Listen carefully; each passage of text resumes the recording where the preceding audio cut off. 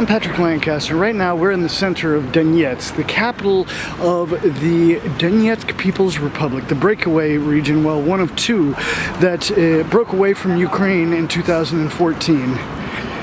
And as the war has been going here for 7 years plus between these two breakaway republics and Ukraine, things have developed both economically and politically, and for over 2 years now, Russia has been giving citizens of the Donetsk People's Republic and Lugansk People's Republic Russian passports in a simplified manner, as decreed by Vladimir Putin.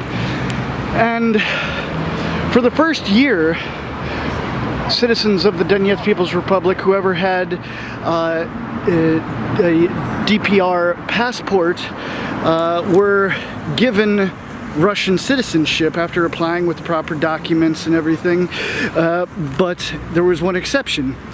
You had to also have a Ukrainian passport or be stateless. Now, after the first year, that rule went away because many people that were born in other countries who moved to the Donetsk People's Republic once the war started or before were trying to get Russian citizenship as well, because they were citizens of the Donetsk People's Republic and have been here for the whole war, like myself. Now, after that first year of no foreigners getting Russian citizenship in this simplified manner, this January, the procedure changed to allow foreign-born citizens of the Donetsk People's Republic to receive citizenship to Russia in a simplified manner.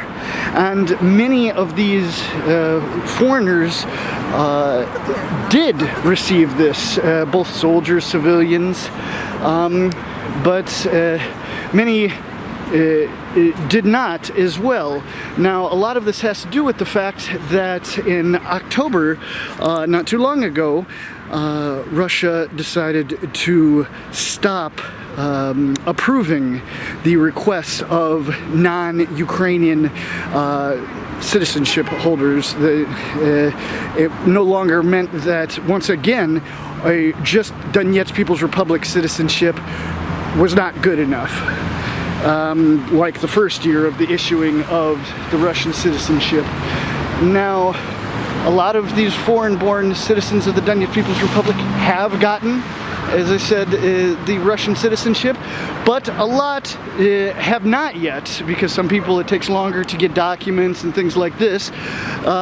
So it's a bit of a problem now for the foreign residents of the Donetsk People's Republic, because there are very many, hundreds. But this has come to the attention of the Russian government that there's a problem here. And today, Alexander Borodai, the head of the Donbass Volunteer Union and a Russian State Duma member, and also the first head of the Donetsk People's Republic, has come to Donetsk, and he's going to be meeting with many of the foreign-born citizens of the Donetsk People's Republic. And I've received an invitation myself, as well as many other citizens here that are both soldiers and civilians. So we're going to go to this meeting, talk to Mr. Borodai, and see what he has to say. It's my impression that he hopes there's going to be a resolution to this, and he wants to address other issues that foreign-born citizens of the Donetsk People's Republic are having as well. So this should be an interesting meeting. Let's go in and have a talk and see how it goes, and I'm glad you're here with us. So like this video, subscribe, share it across all social media. Ваша проблема, она мне более-менее понятна. Да, я так понимаю, что у вас основная проблема у всех одна и та же. Это отсутствие российских паспортов, которые было бы очень желательно получить. Вопрос первый очень простой. У вас паспорта республики есть? Да, У всех? Не у всех. Не у всех. А, не у всех. У Вот меня давайте. есть парень, да, простите, я понял. У меня один из моих, то есть, скажем так, я сам не военный, но живу здесь всю жизнь, и я президент латинского общества. Латинское общество входит половина из тех, которые здесь, которые там остались, да? Это ребята, которые говорят по-испански, по-английски, по-французски, как говорят, по-итальянски, и что еще, и по-португальски даже у нас есть. Латинское общество? Ну да, это такой, при Кофмане открыл, вот в 15-м. Я с тех пор здесь вот пытаюсь помогать всем. Кстати, Кофман, да, Кофман Да. обещался будет, ну ладно. Ну вот и Франсуа, и все они, да, вот. И короче, один есть итальянец точно, Эдди, так, Да, который у нас. никак не получил, ну ни в какую, он уже два года или три пытается. Ему даже прописки, простой прописки никто не дает ему, вот и все, и батальоны даже не дают. Значит, у кого-то нету паспортов даже республики, да? А у кого-то есть паспорта республики, у большинства, я так понимаю, да? Да, У большинства есть паспорта республики, но нет возможности получить российский паспорт. Верно? да, точно. Я понял. Паспорта республики. Давайте начнем с проблемы с паспортами республики. Почему у людей до сих пор, тех, кто воевал за Россию, за русский мир, за Донбасс, нету паспортов республики? На каком основании были отказы? В общем, на каком основании эти паспорта до сих пор не выданы? Значит так, Эдди, который итальянец, он уже здесь, не знаю, 5 лет, наверное, да, и всего время на фронте, редко приезжает в Донецк, значит, ему отказали почему-то прописку давать, то есть без прописки какой-либо, так, вот временно, ему и не дают, да, то есть нужно где-то, а То в есть- батальоне не давали. Значит, когда у него возникли проблемы, он решил уехать. Ему не дали возможность уехать, потому что она была заранее как-то продлить. Ну, в общем, проблема. Остался. Всё Минуту, равно. куда он хотел уехать? На родину? Ну да, Италия. в Италию. В Италию. У него виза просрочена. Ну да. Понятно, Теперь- выехать он не может, потому что он нарушил миграционное законодательство Теперь все, теперь никуда не может, у него даже ДНРовский нет. Донецкой Народной Республики. Есть же какие-то формальные основания. Вот он на паспорт подавал, Подавал. Подавал. Он сдал. Подавал. Да, он там вместе с и общагой что сдал. ему ответили? Как ему ответили, короче, ему сказали в нашем первой бригаде, копейки, типа, короче, он, как это называется, не гражданин, как называется, Украины, ну вот. Так. Вот. И потому что он не гражданин Да, Украины, Украина, многие но- не граждане Украины, очень многие, на самом Да, деле, здесь ну, ему, сотни, короче, он если там не на тысячи, Зайцев получили Фёдорова, ему паспорт. отказали. Все, ему пришел отказ. Ему позвонили, Зайцев Федорова, ему отказ пришел. Типа вас МГБ, УБОП не пропускает. Все, ему вернули документы. Так МГБ или УБО? Все вместе, комплект у них сейчас. Понятно, ясно.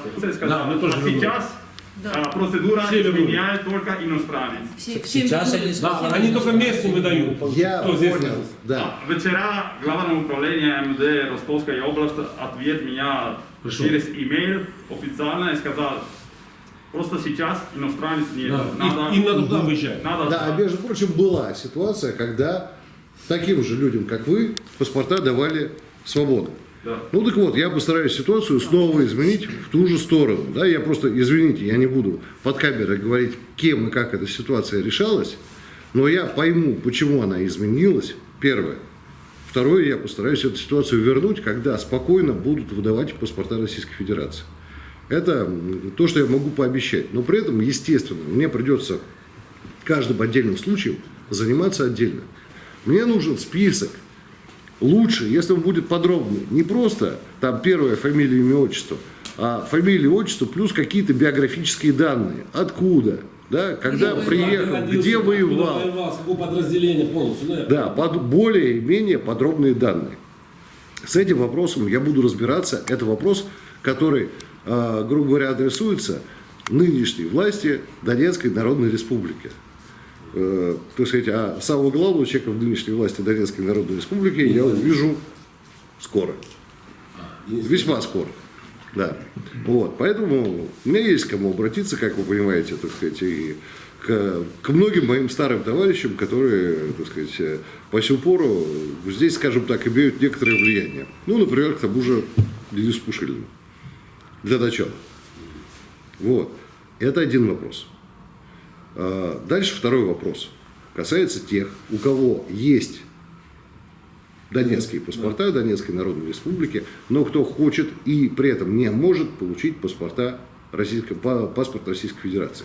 Сколько здесь таких? Можно хотя бы руки поднять? Нет. А у вас нету и донецких паспортов, да?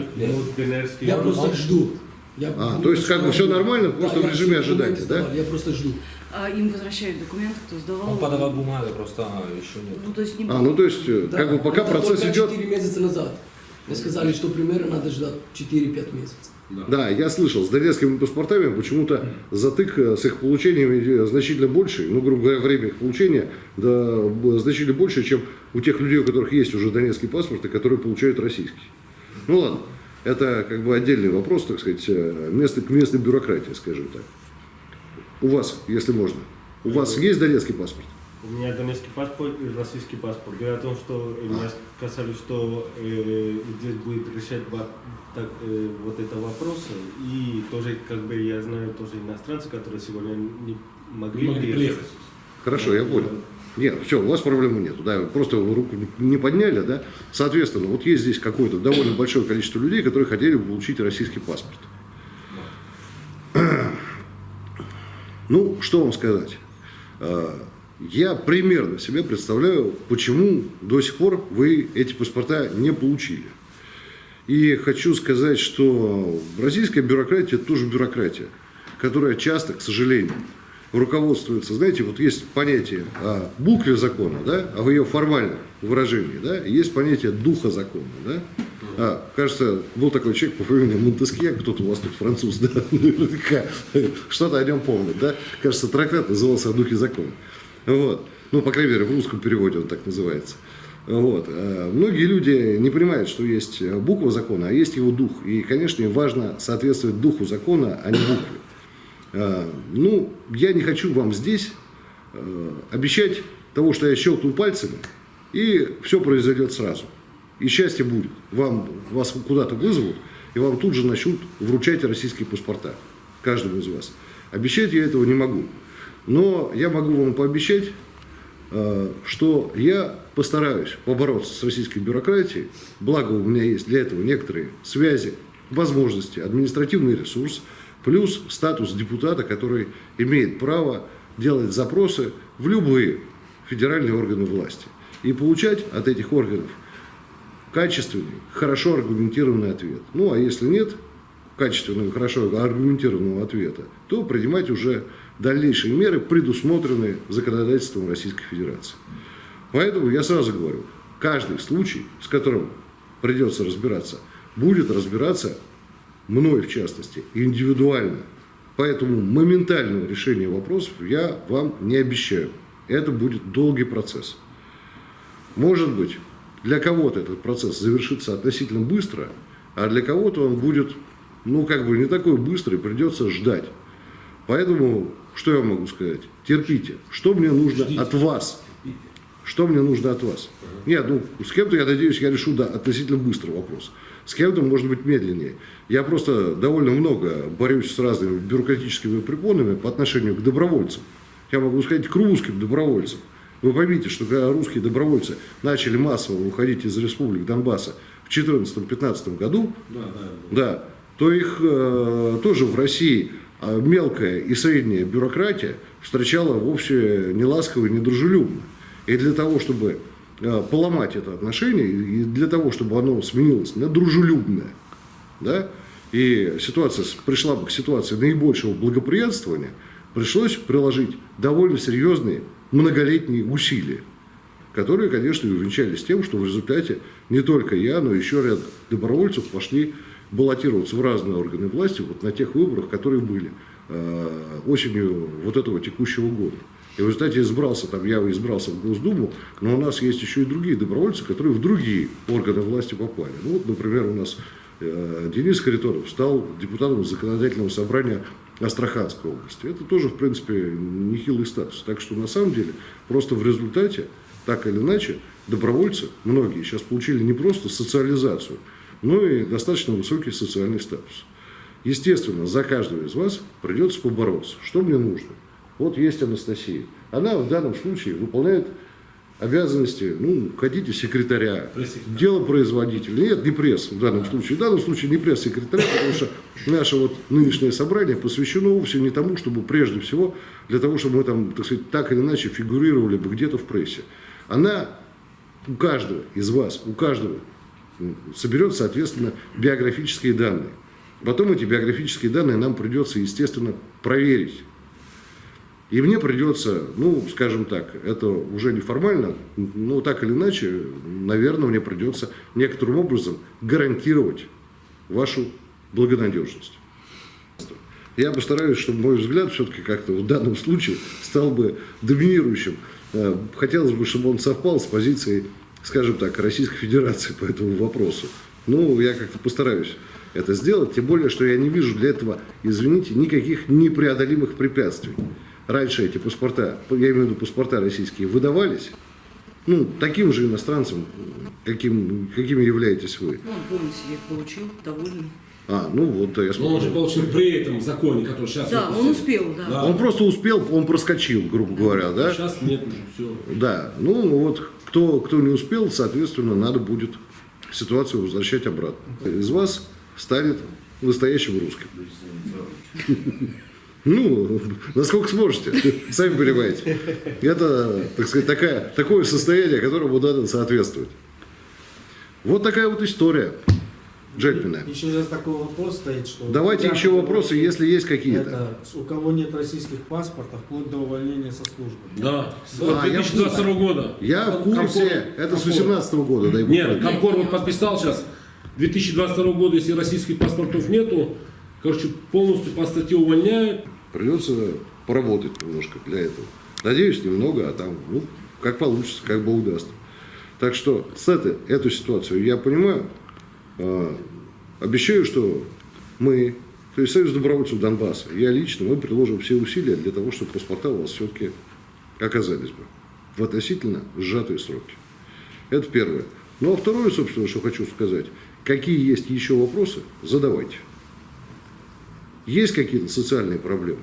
Говорите, буду стараться решать. Жилье. Что? Жилье. Что с жильем? Тогда вопрос о жилье это что? Семейное общежитие? Что нужно? Ну, говорили, що военнослужащим, які получили ранения и погибшим, будут выдавать квартиры, либо дома. Да, да. Это просто уже началось, ну, кому-то попадается, кому-то нет. То есть, на самом деле, это вопрос, грубо говоря, очередности. Это вопрос очередности, но и опять-таки вопрос все той же самой бюрократии, потому что кому-то дали, кому-то нет. Это такая история. Кому-то везет меньше, кому-то везет больше. Это вопрос удачи. Хорошо, отлично. Тогда, соответственно, это уже третий список тех, у кого есть реальные проблемы с жильем, будем стараться. Друзья, ситуация следующая. Я не буду гарантировать ничего, но в планах, вот именно в связи с тем увеличением бюджета, который сейчас планируется, планируется доведение до ума вот этих недостроев, потому что, естественно, никто не будет изымать жилье, к сожалению. Ну, в общем, действительно должны достроить за 2022-2023 год порядка 600 объектов недостроенных. И вот там, насколько я знаю, есть фонд квартир, который планируется в том числе и военнослужащим. По той программе, что вы говорите, по ранению или по потере жизни. Ну, будем надеяться, что это, в принципе, обещали эту программу выполнить. Так что будем надеяться. Опять же, гарантию я, конечно же, не дам, но шансы какие-то есть. Но здесь, поскольку ситуация мне реально непонятна, я не знаю ее в динамике, то тут-то я обещать как раз ничего не могу по-настоящему. Вот если с паспортами я ситуацию понимаю, и в общем я понимаю, как надо ее решать, то в ситуации с обеспечением жилплощадью, я сразу говорю, я полный профан, ситуацию не понимаю на сегодняшний день на Донбассе. Понимаю, что на самом деле жилья, по идее, должно хватать, потому что многие же уехали.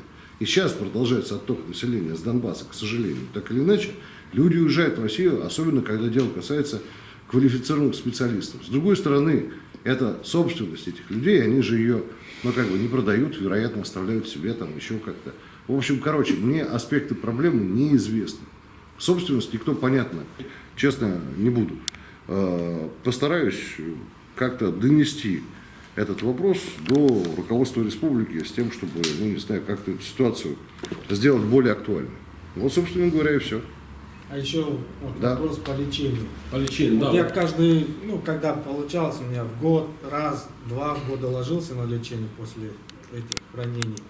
Так. И как бы должны нас бесплатно Ну да. лечить. Но лечения нету как такого бесплатного. Да, все Да. медикаменты Сам, за деньги. все Даже вот я где-то полку ранен был, Каждые 3 платить дня в деньги. аптеку. Минуточку, подождите, вот сейчас я услышал некое противоречие.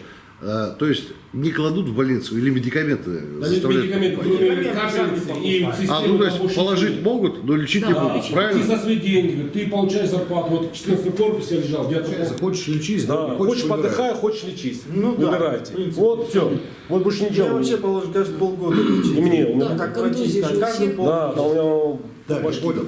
Короче, смотрите, друзья, такая история. Все социальные проблемы республики я решить не могу, да? Вот, я могу единственное, что, так сказать, как-то поспособствовать тому, чтобы на это обратило внимание высшее руководство республики, оно внимание на эти вопросы обратит. Вообще, в принципе, как вы понимаете, в лечебных учреждениях, особенно в военных. Да, сначала паспорта, а потом уже Сухари выезд на получить, а потом лечение. поехать. Не-не, давайте сначала вы лучше постоянно. паспорта получите, а потом Да, уже поехали. будете приезжать в Россию на лечение. Потому что мы много очень людей пролечили в России, пролечили эффективно. Да, но, конечно, сейчас для вас выезд в Россию не совсем возможен. Но возможно зато другое, чем мы будем заниматься. Вот вы ложитесь на лечение в местную клинику, гражданскую, и твердо знаете, что вам не хватает каких-то лекарств. Да? И у вас вариант, или вы просто лежите в этой клинике и бьете баклуши, вас не лечат. Вот. Или вы должны покупать за свои деньги, а денег у вас своих не хватает, и это более-менее понятно. Потому что я себе представляю, так сказать, размеры денежного удовольствия, скромные весьма, да, так сказать, в республике, и понимаю, что это реально является сложной проблемой. And we can see there's many issues that foreign-born citizens of the Donetsk People's Republic, both military members and civilians, are having. The main one seems to be that a lot of these people, including myself, are not able to get Russian citizenship. As you saw, many have been denied, and now Russia is no longer accepting requests from non-Ukrainian passport holders to receive Russian citizenship. We saw other issues like soldiers having a problem getting medical care and housing, but Mr. Berida says he is going to be helping to address these issues, and we hope the best for everyone involved.